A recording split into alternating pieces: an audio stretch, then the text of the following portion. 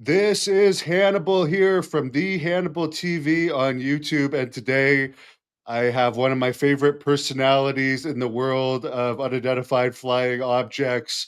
He worked at the UK Ministry of Defense UFO desk from 91 to 94 and was a civil servant for the Ministry of Defense in the UK from 85 to 2006. He's appeared in numerous TV shows, documentaries, consulted on film projects.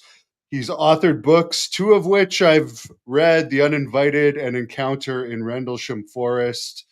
There's also Open Skies, Closed Minds, and science fiction novels that he's done. Nick Pope, how are you doing today, sir? Great, thank you. It's good to be back. Great to have you. And I must ask, how's the weather there in Tucson, Arizona? Because it's freezing here in Wichita. It is very nice. It's well into the 70s, and in fact, we've only got a few more days of 70s before we climb back into the 80s. So it's all good. Sorry Well, about that. yeah, I think anyone listening from the UK right now would be upset at you for hearing that as well. Either that and or kind of trying to work out whether we're doing Fahrenheit or centigrade. Yes, that's for sure. Me being from Canada, I'm still trying to figure that one out because I know it right now in the UK, it's around 3 degrees, right? Yeah, pretty Yeah. pretty awful. And 70 would be what, 25, 22? Oh, I'm. Don't ask me to do math at this. This Exactly. Well, what brought you here from the UK, anyways? Was it all related to your UAP work? I know you also married someone from the US, but that's a question a lot of people have. No, yeah. No, despite all the rumors that I moved here, something to do with the CIA or anything, no, it's completely personal. My wife Elizabeth is a U.S. citizen, and so at the time we met, she was a tenured professor. I was by that time I'd left the Ministry of Defense and was doing freelance, so it was an easy decision that I would move over here to the U.S. So, did you get enough time in to officially retire there? You know what? It's you can go at any time you like. So I had done 21 years, and I just felt that the time had come to seek some fresh challenges. So yeah, there are always all sorts of schemes whereby if you want to take early retirement, you can do so. Obviously, you don't get quite as much pension, but I don't regret a moment of it. And I had a few questions about your Ministry of Defense work over there. How did the Ministry of Defense in the UK handle public inquiries regarding UFO sightings? And what is the protocol for classifying information as sensitive or not? Well, the default position with the public is to say as little as possible. And now, when I was doing the job relating to UAP, that was the early 90s. We didn't even have our Freedom of Information Act at that point. So I was quite lucky in a sense. And most contact with the media was through the Defense Press Office. And I, as the subject matter expert on UAP, of course, I wrote all the key messages and defensive lines to take that they would use. So our policy was very much deny, downplay, debunk. And why does the various governments take that stance overall? I know they have Anna Paulina Luna now working to declassify more information from the US that's previously been classified, but why has this quote unquote cover up been in effect? Well, I think part of it is just a natural reluctance on the part of government to admit that there might be something in our airspace faster and more maneuverable than our own Air Force jets. No government is particularly comfortable with the implication, frankly, that we've lost control of our skies. So it's far easier just to try and write the whole thing off as swamp gas and weather balloons and nowadays drones and fire lanterns, that sort of thing. So that's part of it. I think the other part is a feeling that if any of this did turn out to be something truly exotic, perhaps extraterrestrial, We would want the technology for ourselves. So, in one sense, you want to say as little about this as possible, because we know that various adversaries, whether it's China or Russia, for example, have their own UFO programs, and we wouldn't want them getting ahead of us. What do you think about this whole declassification group in the US government right now? I understand they're going to work on declassifying some JFK information first for whatever reason before UAP info, but then there's going to be a process where it seems like at the very minimum they're going to want to be able to say we have been visited. Sure. I mean, President Trump was very clear on this before he took office, and he was asked by people like Joe Rogan, and he gave a commitment to release certainly the rest of the JFK files, but also, yeah, absolutely, to get into UAP. Now, this new task force on the declassification of federal secrets is very interesting because it plays into that, but it goes even wider because as well as JFK, they're going to look at the assassinations of RFK and MLK. They are going to look at UAP, but also USOs, the unidentified submerged objects. They're going to look at the origins of COVID-19, and they're going to look at the Epstein client list, and they're going to look at some of the 9/11 files. So they have a huge amount of work to do. Now, as you correctly pointed out, the first one that they're going to tackle is JFK. And Anna Paulina Luna, who's chairing this task force, already, of course, in the press release just a couple of weeks ago, announced pretty much that they were inclining towards the view that there were two shooters. And I was watching this, and it was like one of those moments where you say, wait a minute, this is overturning decades of the official narrative. So this is going to be radical. Now, as a Canadian, I've only just started to look at some of the JFK information. I'm not as interested in it as UAP because I don't think it's going to affect the future of humanity too much. But I'm sure you've done some research into it, and the fans might want to know what's your opinion on the whole JFK issue. Well, it's not a subject that I've researched in any great depth, but I visited Dealey Plaza, where the assassination took place, of course, a few years ago, and I walked the grounds.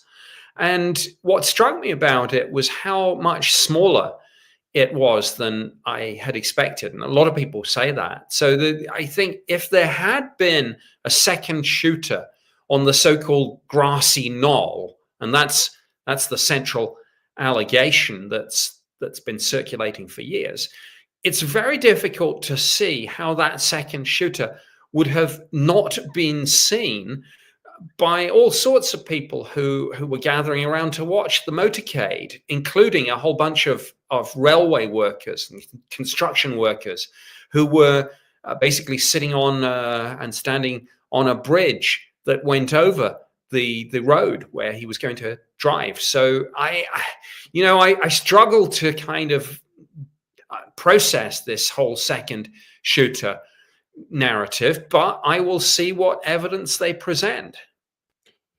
And what do you think for the UAP slash USO declassification we're going to see? Do you think we're going to see documents from some of the famous sightings declassified that people really want to know about? Or how much declassification do you think is going to realistically come out? It's a complicated situation because Congress is already looking at this. And of course, we've had a series of classified briefings, but also there have been two public hearings already in Congress. So there's a danger that this new task force will cut across some of the work that Congress is already doing, both in the Senate and in the House and in various committees, to go through, for example, some of these whistleblowers and to try and find out, what the truth is. But I think there's a very easy solution to a very complicated problem. And it goes back to the idea of the legend of the Gordian knot. from mythology, the knot that nobody could untie, and then Alexander the Great just cut through it. And I think that Gordian knot approach is what we need now to UAP, because in one sense the question is absolutely binary. Either there are or there aren't these legacy intelligence community programs managing crash retrievals and reverse engineering. Either we've got spaceships in hangars and bodies on ice somewhere, or we haven't. So instead of going through all the backstories and all the whistleblowers, they just need to answer that yes, no question. Have we got any of this stuff? Yeah, because that a lot of people think they already have it anyway, so I don't know if it would make that much of a difference. And I'm sure you've heard about this recent stuff coming out about former Area 51 military employees having weird growths and so forth, which could be related to actual military work on conventional things. But what are your thoughts on all of that's been coming out in the past couple weeks?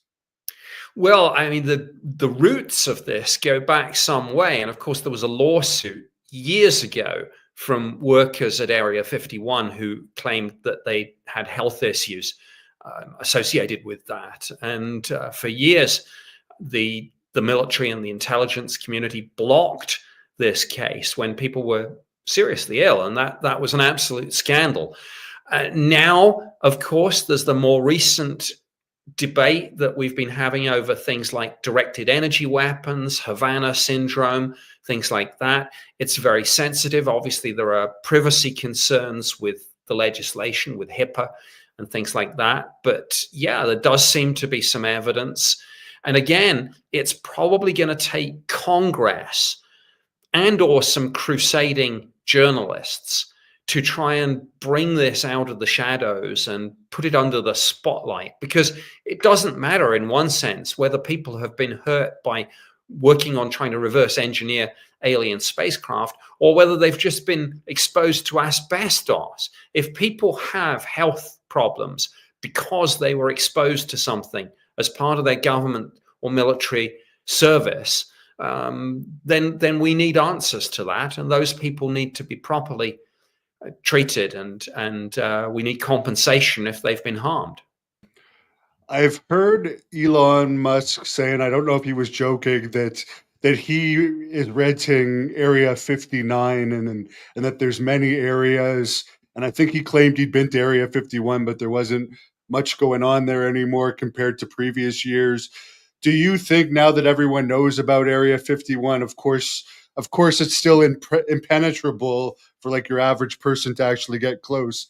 But do you think that they've moved some of the more secretive things to other areas around the U.S. for testing? I'm sure they have. The moment something becomes so embedded in the pop culture as Area 51 has, even if, as you say correctly, it's still off limits to the public, Congress are probably poking around trying to find out what's going on. So, yeah, the smart money is on the fact that anything there has been moved somewhere else, or certainly if there's anything extraterrestrial, maybe move it even offshore somewhere. I mean, people talk about Diego Garcia in the Pacific as being a remote area where there's a US base, or actually it's quite complicated in terms of the ownership. But yeah, it's probably maybe somewhere like that, or somewhere that folks just haven't heard of. Yeah, and there's a base in Guam as well that you hear that there's a lot of UAP activity over that could be testing, I guess.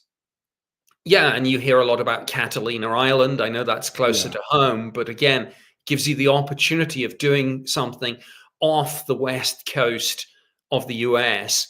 And if you do anything overseas, it's much less likely to be seen. I mean, obviously, it's got to take off from somewhere, but if you fly at night and then test things over the sea, you can get away with an awful lot, even pretty close to the continental United States.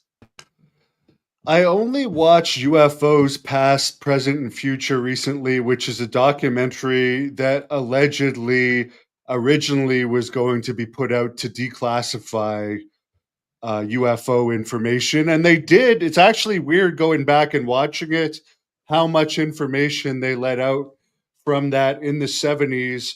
But I guess the folklore is that originally they were actually going to show a UFO landing at Holloman Air Force Base in New Mexico, and supposedly, and some military people have not confirmed nor denied this, that at one point there was a UFO that supposedly landed there, and there may have been a face-to-face meeting. Do you know anything about this, and what did you think about that movie? It's certainly part of the UFO lore that this was a plan. And I've heard different versions of the story, but I've heard that obviously Disney were put up to do this because everyone trusts Disney, and people were talking about, let's get Walter Cronkite to be the voice of it because he was the voice of America.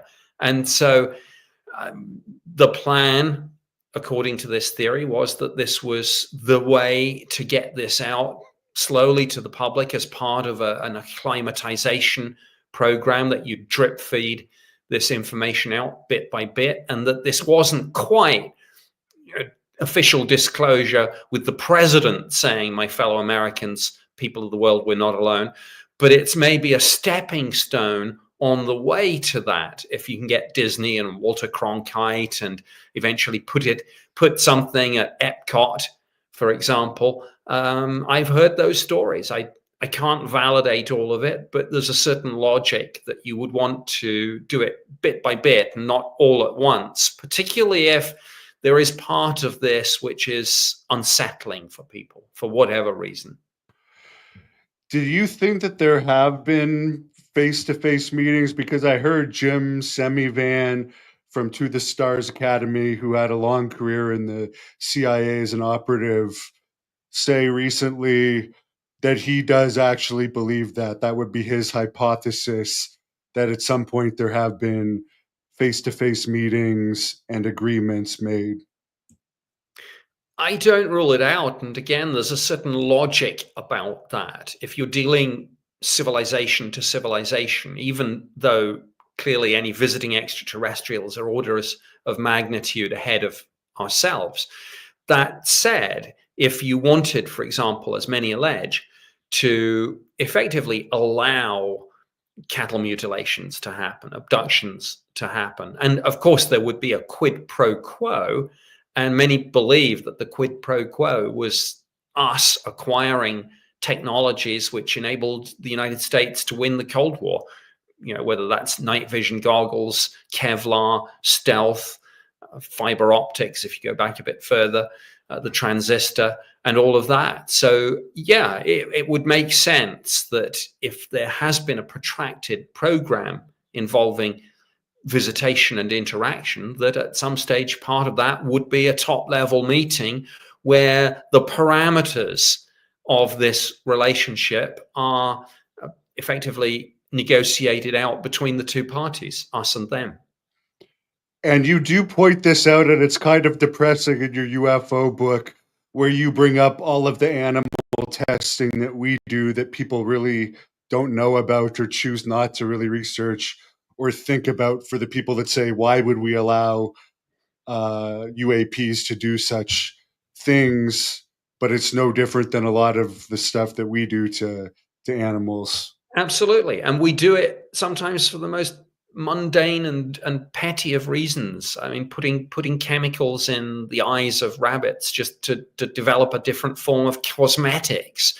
I mean, you can understand, and I know things have changed somewhat, but you can understand, for example, testing on animals if there was a very realistic probability, for example, of developing new medicines that will cure human diseases and things. But if it's just for things like cosmetics or new coloring agents for food, I mean, it's a kind of skewed moral compass for us to sort of say, well, aliens would be doing a terrible thing by abducting people and experimenting, when we do exactly the same on life that we regard as more primitive than ourselves.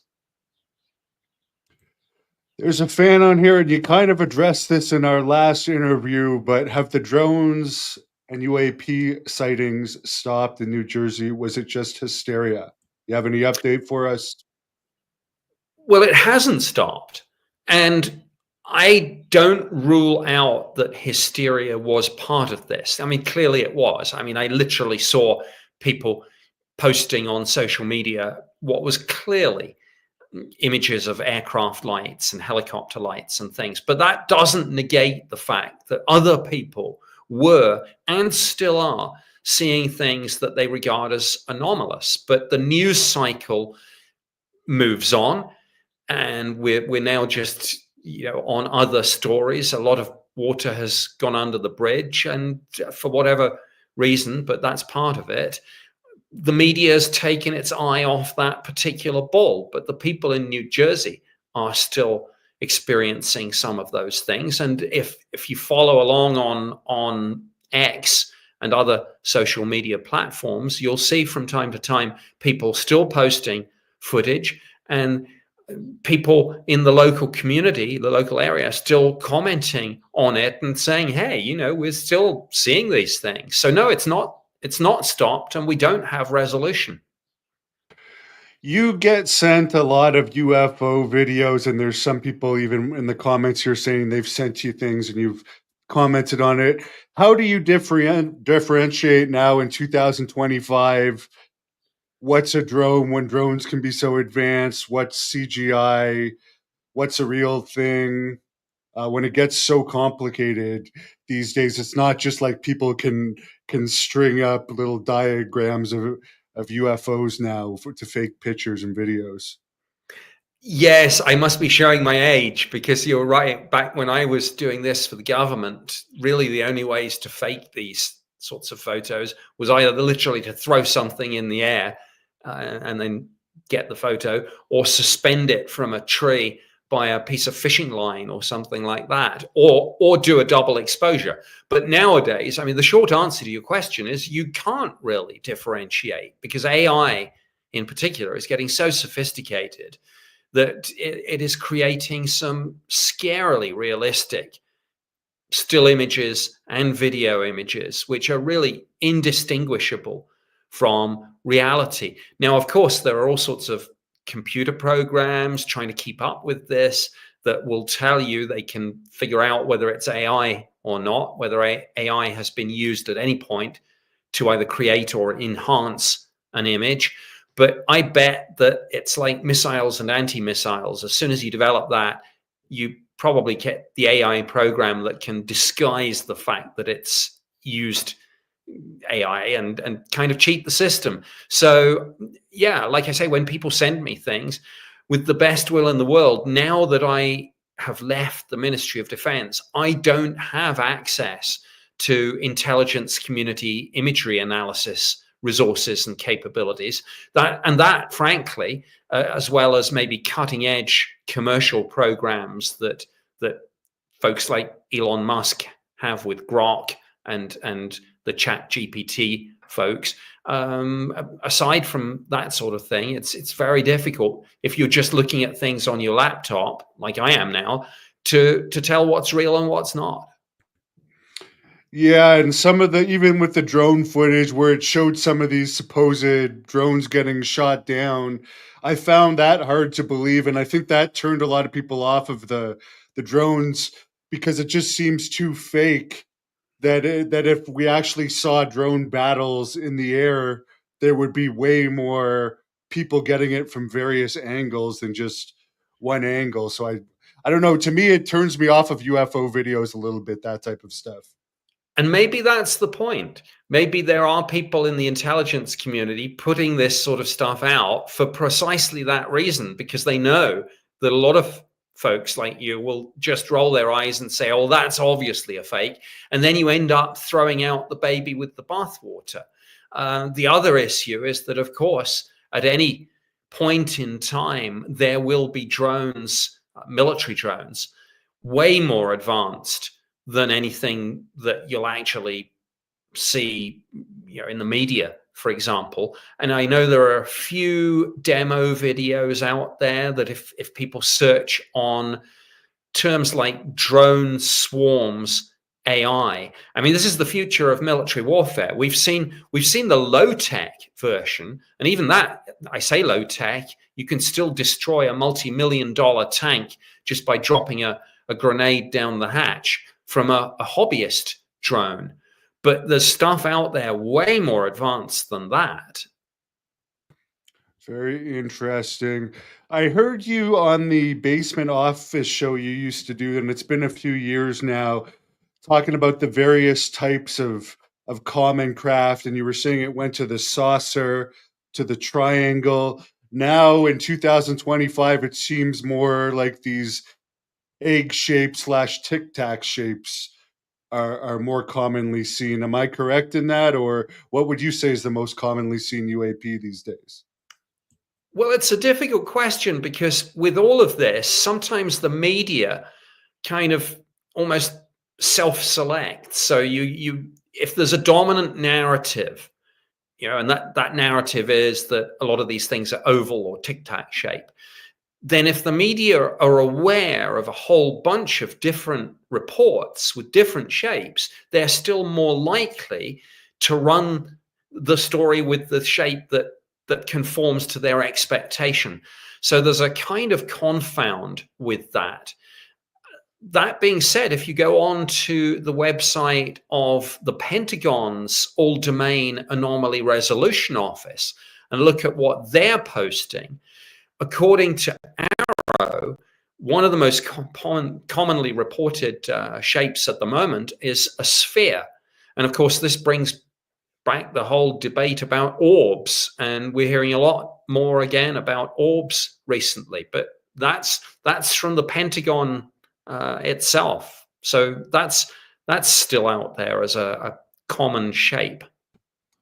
What do you know about orbs? Because we see these orbs in those New Jersey drone videos and other videos. Then we hear about the ghost type of orbs. Then in Lou Elizondo's Eminent book, which I'm sure you've read or heard about, he claims there was orbs following him around in his house at various points. For some reason, he never wanted to set up cameras because it was infrequent, I guess. But like it seems like there's various types of orbs, and some of them can actually cause medical harm to people allegedly, and others are more benign.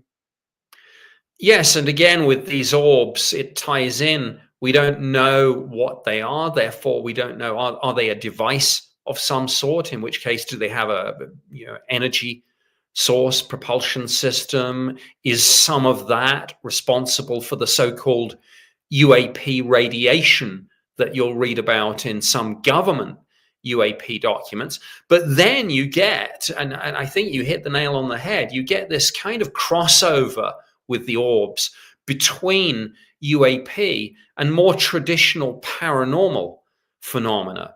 I mean, you could make an argument that UAP isn't paranormal at all, even if you think it's extraterrestrial. In that hypothesis, the UAP is just a craft; it's just a means of transport. Well, orbs takes you into the kind of blurry line between that and paranormal phenomena. And some people will tell you that some of these orbs are interactive. And I've heard suggestion even that some of them are sentient, a sort of plasmoid life form, perhaps. I mean, it sounds extreme, but you will see some government documents talking about exotic plasma phenomena. And then you get some writers going back as far as the 50s and 60s. And I'm talking about writers who people probably not familiar with these days, but like Trevor James Constable and Wilhelm Reich, talking about orgone energy, talking about sky critters. So there's a lot for people to process here. As far as these craft, I know you've said some of them you can see beings or shapes of people in. What percentage is that where you could actually see something like windows where something might be able to be seen moving around in these things? I would say it's very small For two reasons, I think. Firstly, well, three reasons.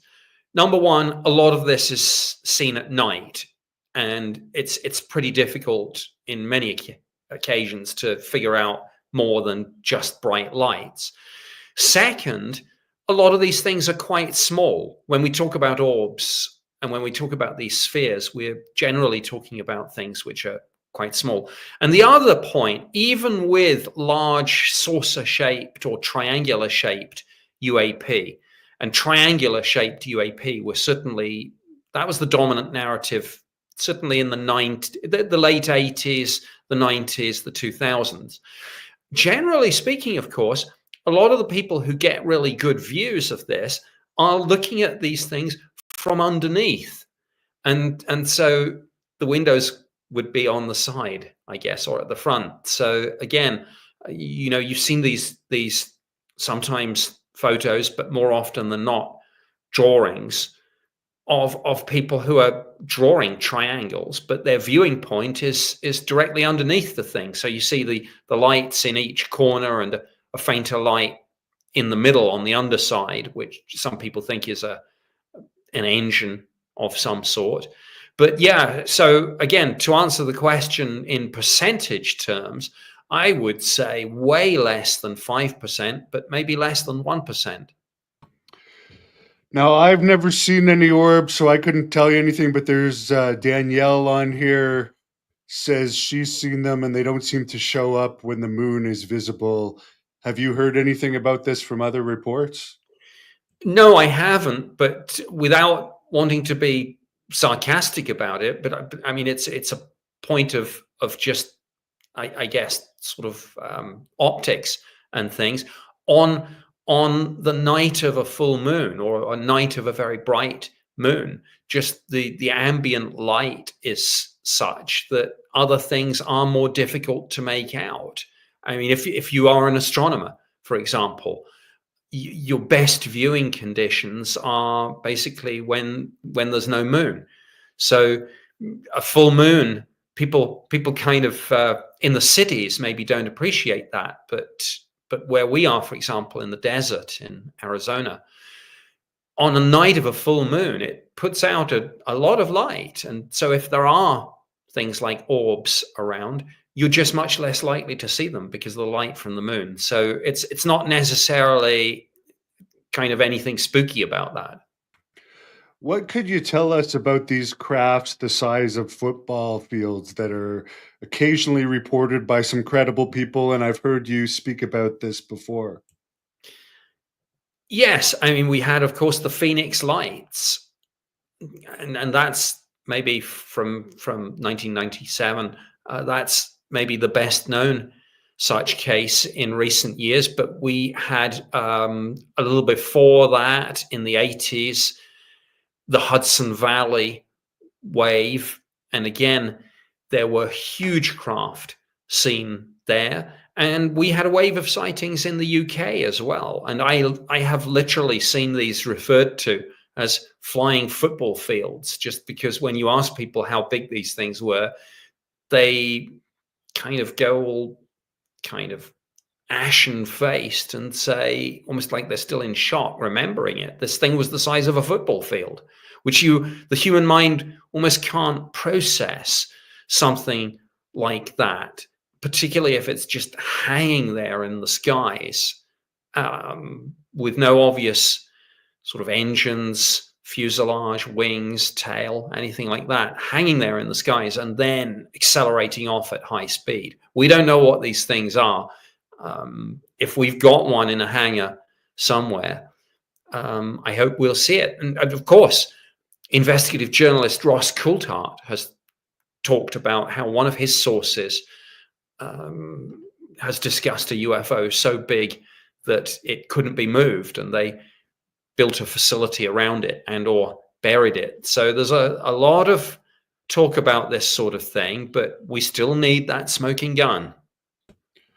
Do you think, like with the case of that one, the size of the football field, that they had to build a facility around instead of moving it, that would have been one of the things the ships left intentionally? Because we do hear that one of the theories is some of them might be crashed, but a lot of the times they might be leaving these things intentionally for us for whatever reason.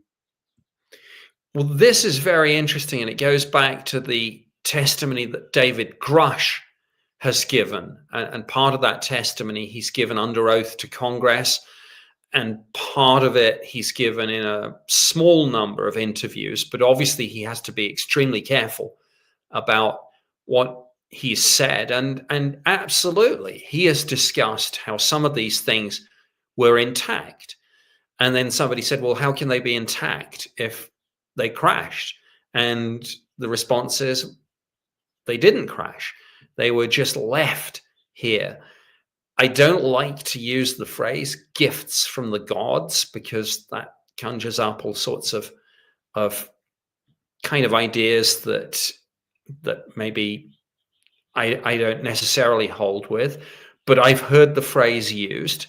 And again, if if an advanced technology is being given to us, the question then becomes, well, firstly, where is it? But secondly, why? And the old phrase, I suppose, you shouldn't look a gift horse in the mouth. It does make you wonder. I've heard, and this is another thought, we've heard about these egg-shaped craft. And that set me thinking, well, what is an egg but a receptacle for new life? Maybe these things aren't what we think they are. And maybe they're not gifts in the sense that we think they are. Maybe, when somebody does something, you've got to ask yourself, is it truly altruistic? Or if you look at the human experience, is there an alternative motive? Are you expecting to get a quid pro quo? And if so, what is that quid pro quo? So I think if we think of these things as gifts from the gods, that's not a healthy way of thinking. I would be thinking, is this a Trojan horse? Yes, very good point there. I was wondering that myself. As far as what these alleged beings look like and where, I mean, we talked before about what they look like, but I've been talking to various people, some more credible than others, alleged abductees, and there seems to be quite a variety of clothes, from naked to very skin tightish clothes to cloaks. What do you think are the most credible uh, evidence of what these things wear? Because it seems like the Greys don't wear anything for the most part. If we are dealing with biological life forms here, I would think, unless you have a sort of very big coincidence that their home world happens to be a very similar mix of nitrogen and oxygen mainly, but also carbon dioxide, hydrogen, and unless their atmosphere was almost exactly the same as ours, and gravity too, you would think that they would need spacesuits of some sort. So I would look for evidence of a spacesuit. I think cloaks and things. It's all very dramatic, but not very practical. That being said, if, as many allege, these are not necessarily biological life forms in the sense that we would think, but if they are humanoid robots of some sort, or just something that's been grown by extraterrestrial AI just to make it mobile, then maybe they wouldn't need a spacesuit. So I don't know. You can argue round in circles on this, and another potential confound is the fact that any civilization capable of viable interstellar travel can probably scramble people's memories a little bit, and leave people with a false impression of what the beings looked like, what they were wearing, what they did, what they said. So again, I look for deception throughout all of this, and I think I'm not talking about deception from the abductees, though clearly not everyone is telling the truth.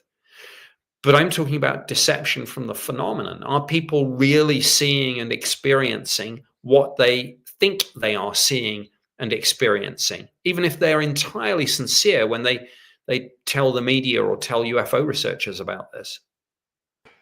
Yeah, because isn't it Jacques Vallée's Passport to Mongolia book where it shows the ET with various masks on, like the devil and Christ and all that? Like they can make themselves appear like covert, whatever they want to be. Not saying that they're 100% God or anything, but they could make themselves appear like a god if they wanted to, in theory. Yes. Arthur C. Clarke famously said that any sufficiently advanced technology is indistinguishable from magic, and therefore it follows that any sufficiently advanced intelligence would be indistinguishable from God. And so, yes, these things could appear to us as aliens, angels, gods, devils, demons, monsters. The real form of these things may be the image that you didn't see on the front of Jacques Vallée's book. All these other images, as you say, are just masks that this wears. But what this is unknown and perhaps forever unknowable to us at the current state of human development, intellectual and conceptual. I mean. Yeah, and another thing, I've just watched this interview with Jim Semivan, and he doesn't do a lot, but one thing he was talking about in this as well was he believes it's the phenomenon saying that they don't want to be revealed. What do you think about that comment? There is a lot of logic about that comment because people often say, and of course, this debate is playing out right now. Who's going to disclose? Is President Trump going to disclose? Is another nation going to disclose? And as I pointed out the other day, and this I think is exactly the same point that Jim was making, the phenomenon itself gets a say in this. And if the phenomenon is more advanced than us, which seems to be the case, not only does the phenomenon get a say, the phenomenon gets the deciding vote.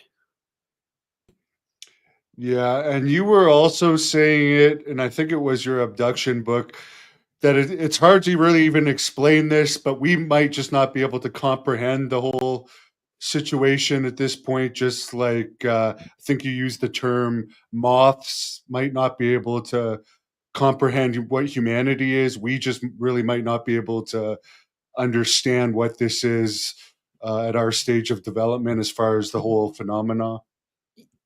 Yes, the analogy. I'll come on to the moths in a minute. The shorthand version of this is that there might be things that we can't understand, just as a chimpanzee couldn't understand quantum physics.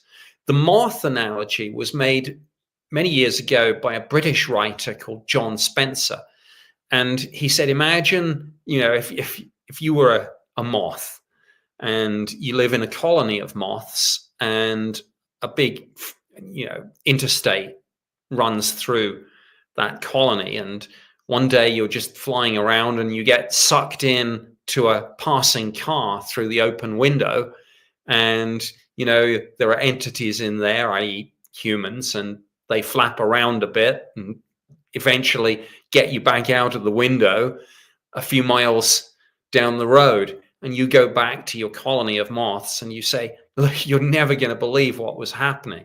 To me, I got taken on board this craft. There were these strange entities. I saw strange dials and levers and controls, and then they just let me go. And the other moths will go, you're crazy. So that's maybe a nice analogy to have in mind when you think about those sorts of things. 100%. And you're mentioning about what mind control devices they have or what weapons they might have. What do you know about the 1976 Tehran Iran incident where supposedly they may have tried to chase a UFO, the Iranian military, and it didn't work out too well for them? Oh, I know, or I knew he died a few years ago, but I met, I think on a couple of occasions, but at least one, uh, Parviz Jafari, who actually retired as a general. Now, of course, people forget, but the Iran under the Shah used to be an ally of the United States, and so the U.S. supplied a lot of military hardware and training. And so that's why we knew about that case. And yeah, as you say, in 1976, a UFO was seen in restricted military airspace fairly close to Tehran. Two jets, I believe, were scrambled and ordered to intercept this object. And Parviz Jafari was ordered to open fire with an air-to-air missile, and he actually reached for his control, and as he tells the story, at that point the missile panel kind of went dead, and it's like his everything else in the aircraft worked, but the weapons system, as he put it, was taken offline, and he lost the ability to launch air to air. Now, we only know about this case because under the Freedom of Information Act, a copy turned up some years later in, I think, uh, somebody had sent the US contingent, military contingent in Iran, had sent a report to various US military and intelligence agencies. And I think someone had got it. So maybe somebody had forgotten to redact it or remove it from the file, but it turned up, I think, in a DOD or maybe Defense Intelligence Agency in the response to an FOI request. So, and then once that got out there, eventually General Parviz Jafari, I think, left Iran, and I think he moved to Canada actually, um, and and he gave a couple of interviews. But I met him a few years ago, and he obviously, as I say, retired as a general, and to hear it from him directly like that was powerful testimony for sure.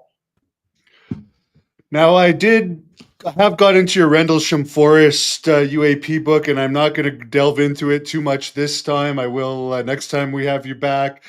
But as one thing that really has stood out to me so far is where the one military personnel touched the alleged UAP, the triangular UAP, and a binary code kind of like downloaded into his brain, which he wrote down, and it later got translated, I believe, a couple decades later. Could you try and explain that part to us? Because it's a little, I didn't even know what a binary code was until I first heard this. But the more I've researched this, the more fascinated I've been of this aspect of the story. Sure, the witness was Jim Peniston, who got closest to this craft and, as you say, touched the side of it on the first night. Now, he got a kind of almost like electric shock or jolt of some sort. And a few days later, as if he was under some sort of compulsion or in a trance of some sort, back when he was sitting at home, he wrote down in a notebook a series of ones and zeros, and he had no idea what it was, and he put it away, and he didn't think any more about it for about 30 years, something like that. And 30 years later, because he also had a sketch of the UFO in his notebook, somebody on the set of a TV show was looking over his shoulder. I say somebody, I think it was Linda Moulton Howe actually, and said to Jim, seeing all these ones and zeros, what the heck's that? And Jim was very embarrassed because he'd never talked about that. That's how the story came out. So what they did is they gave those ones and zeros to a computer engineer called Nick Sisk.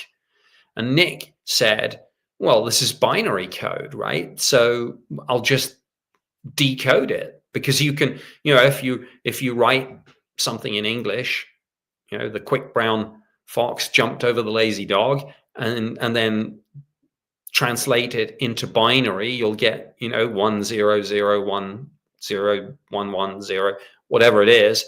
And so you can translate things back and forward. Binary is just the language, computer language. So the translation of these 16 pages worked out to be continuous exploration for planetary advance, eyes of your eyes, origin year 8100, and then some geographical coordinates, which happened when somebody checked, matched up with, for example, the Great Pyramids at Giza, the Nazca lines in Peru, Sedona in Arizona, all sorts of ancient sacred sites. So it's a very mysterious part of the whole Rendlesham story, for sure. And didn't he offer to have his book um, scientifically examined to see when he wrote that code as well at one point? Yes, because a lot of people just didn't believe him. He said, "Well, we can test this, surely." I mean, Jim is a retired military cop, so Jim was very familiar with forensics. And so Jim's point was, hey, if you don't believe me, forensicate the notebook, because you'll be able to tell, the type of notebook, the type of paper, the ink. So it's an open offer from Jim. I think once he'd called people's bluff, I don't think anyone has actually done it, but he was very clear from day one. He said, if you don't believe me, I'm very happy for any reputable scientific laboratory to take this and do some tests, which is not what a liar would say. A liar would say, oh no, this is sentimental value, I don't want to part with it. What if it gets lost or destroyed? No, Jim was like, yeah, bring it on. Yeah, and now it'd probably also be worth a fortune to a collector as well. But as far as what binary code is and how long it's existed for, because this is the first time I've ever heard of it. But I saw in an interview you did on Basement Office, you also talked about some super genius who probably would never have heard about this, also theorized that if aliens ever wanted to connect with us, they would do it through binary code. Ah, yes, that's Professor Ronald Mallet. He's one of the few theoretical physicists researching and investigating time travel. I mean, obviously, Stephen Hawking wrote about the possibility of it, not least in his classic book, A Brief History of Time. But Professor Ronald Mallet is one of the few people now looking at that. Stephen Hawking, of course, died some years ago. And Professor Mallet theorized that if you wanted to send a message back through time, what you would do is you would use subatomic particles and then now this is way beyond my simple brain, I'm afraid, but some subatomic particles have a so-called spin state, which can either be up or down. And so Professor Mallet said, well, if you could control the spin state of these particles to be either up or down, then what you could do is if you then incorporate that into some means of sending it back in time, you could send not just an object, you could send a message. And of course, many people who look at Rendlesham say that's exactly what Jim Penniston received. So when I find these kind of connections between ufology and theoretical physics, it gets my attention. To me, that might be the best evidence that's been released to the public of documented communication related to UAPs, unless there's something else you've heard of. Well, all sorts of people claim to have been given messages, but the problem is, and when I say people, I'm talking about the contactees. So even before the abductees, the contactees going back to the 1950s, unfortunately, a lot of the so-called messages that they came back with just sounded like almost like new age buzzword bingo. Frankly, it was all, we're for the benefit, we're here for the benefit of humanity. We're here to warn you about the dangers of polluting your environment and the dangers of nuclear war. I mean, those may be very real dangers, but it didn't really tell us anything that we didn't already know. Of course, we shouldn't be having a nuclear war. Of course, we shouldn't be polluting our environment to the extent that we destroy the ecosystem and species go extinct. We know that. We don't need aliens to tell us that. So yeah, what I want is a smoking gun. I want a message through time or through time and space that tells us, for example, the solution to an unsolved mathematical problem. Because that way, and you can go on to the internet, and if people search on phrases like major unsolved problems in maths or theoretical physics or computer science, there's a whole bunch of them. Some of them have $1 million X prizes associated with them. Well, that wouldn't, my question to all the people saying that they've got communication from aliens is, if you've really got genuine communication, get the solution to one of those problems. Firstly, you'll get the attention of even the most diehard skeptic. And secondly, you'll probably pick up $1 million in the process. 100%. But I mean, as far as getting a code that this person likely would have had no way of knowing about, that these type of codes even existed, and then not talking about it for 30 years, and then the contents of the code coming out sounding like something that we might be told. I mean, that seems better than just kids being told something at a school about the environment. To Exactly. me, yeah. I mean, if this was a hoax, you would tell that story straight away. You wouldn't wait 30 years. And even if you did, for some reason, you would try and sell the story. Well, that's not what he did at all. If anything, he's just given it all away. Yeah, and last question here for today. Just very briefly, why do you think UFO waves occur, like the one we had in Belgium, or some people may even have called that New Jersey thing back in December a wave?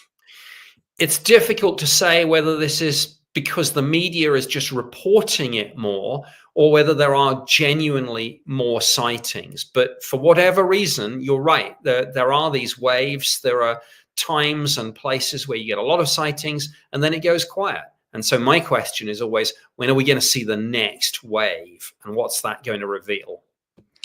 Yeah, because that one for a year in Belgium, for example, 89, 90, if that would happen today with camera phones, there would be some unquestionable evidence.